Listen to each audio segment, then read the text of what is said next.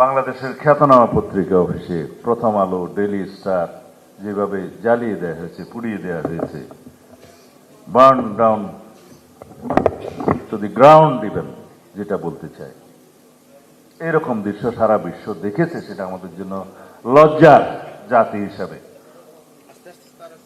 এটা কোনোভাবে আমরা শুধুমাত্র দুঃখ প্রকাশ করে, ক্ষমা প্রার্থনা করে সমাপ্ত করতে পারবো না। এখানে সরকারের দায়িত্ব ছিল সবচেয়ে বেশি, কারণ এরকম একটা প্রেডিকশন, একটা অনুমান ইন্টেলিজেন্স রিপোর্টে থাকে সব সময় যে এই ঘটনা এইভাবে হলে যদি তারপরে কি কি হতে পারে সেগুলো অনুমান করা হয়েছে। আমরাও জেনেছি সেই ইন্টেলিজেন্স রিপোর্ট, কিন্তু সেটা আমলে নেওয়া হলো না কেন? আইন শৃঙ্খলা বাহিনীকে বলার পরেও শুনেছি 1-2 ঘন্টা পরে তারা রেসপন্ড করেছে। সেটা কেন? কাদের হাতে আমরা এই রাষ্ট্র ব্যবস্থা দেব? এই জনগণ দিবে।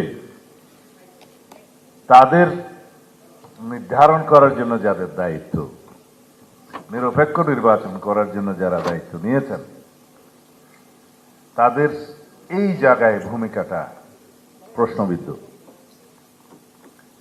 বেশ কিছুদিন যাবৎ আমরা গণমাধ্যমকে চিহ্নিত করে, টার্গেট করে কিছু কিছু গণমাধ্যমকে এরকম হামলা করতে দেখেছি। নতুন তো নয়, অনুমান করা উচিত ছিল। কিছু কিছু স্থাপনায়, কিছু কিছু ঠিকানায় যেভাবে মবক্রেসিকে এলাও করা হয়েছে, সেটাকে বলা যায় আমরা তো চেয়েছিলাম ডেমোক্রেসি, কিন্তু কেন হয়ে যাবে মবক্রেসি? তাকে কেন লালন করতে দেয়া হবে? এগুলো আমি সরকারের দুর্বলতাকেই ইঙ্গিত করছি। এগুলো আরো কঠোর হস্তে দমন করতে হবে। বহির্বিশ্বে বাংলাদেশের ভাবমূর্তি বিনির্মাণের আমাদের এখনই সময়।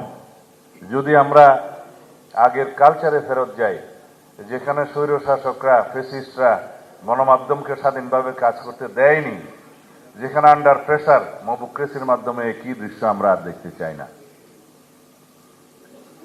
এটা আমরা এই কথাগুলো বলার জন্য আজকে আপনাদেরকে কিন্তু আমরা আহ্বান করিনি, কিন্তু পরিস্থিতিটা এরকম, মুহূর্তটা এরকম, এই কথাগুলো প্রথমেই আপনাদেরকে বলতে বাধ্য হলাম।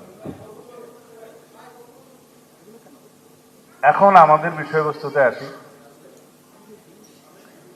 বাংলাদেশের মানুষের মনে ব্যাপক একটা পরিবর্তন হয়েছে বলে আমরা বিশ্বাস করি 5ই আগস্টের পরবর্তী, 2024-এর 5ই আগস্টের পরবর্তীতে। প্রত্যাশা এখানে হিমালয় সম। আমাদের কতটুকু কি করার ক্ষমতা আছে সেটা জনগণ জানতে চায় না। গণপ্রত্যাশা, গণ আকাঙ্ক্ষা অনেক বেশি। পূর্ণ গণতন্ত্রায়ন চায় বাংলাদেশের সকল মানুষ সর্বক্ষেত্রে। প্রাতিষ্ঠানিকীকরণ করতে চায় গণতন্ত্রকে সব জায়গায়। গণতন্ত্র বিনির্মাণের জন্য যে প্রতিষ্ঠান, সেই প্রতিষ্ঠানগুলোকে আমাদের শক্তিশালী করতে হবে। সাংবিধানিক প্রতিষ্ঠানগুলোকে এমনভাবে দাঁড় করাতে হবে যাতে সব সময় সাংবিধানিক প্রতিষ্ঠানগুলো গণতন্ত্রের রক্ষা কবচ হিসাবে কাজ করে। সেই হিসাবে গণমাধ্যমের ভূমিকা, অনেকে এটাকে 4th স্টেট বলে, তাই না? কিন্তু বাংলাদেশে আমরা কি এটা পারবো? সেই সিদ্ধান্ত আপনারা নেবেন। আমাদের সাংবাদিক বন্ধুদের মধ্যে অনেকেরই পলিটিক্যাল এফিলিয়েশন থাকবে, আছে, কিন্তু বাংলাদেশের স্বার্থের বিবেচনা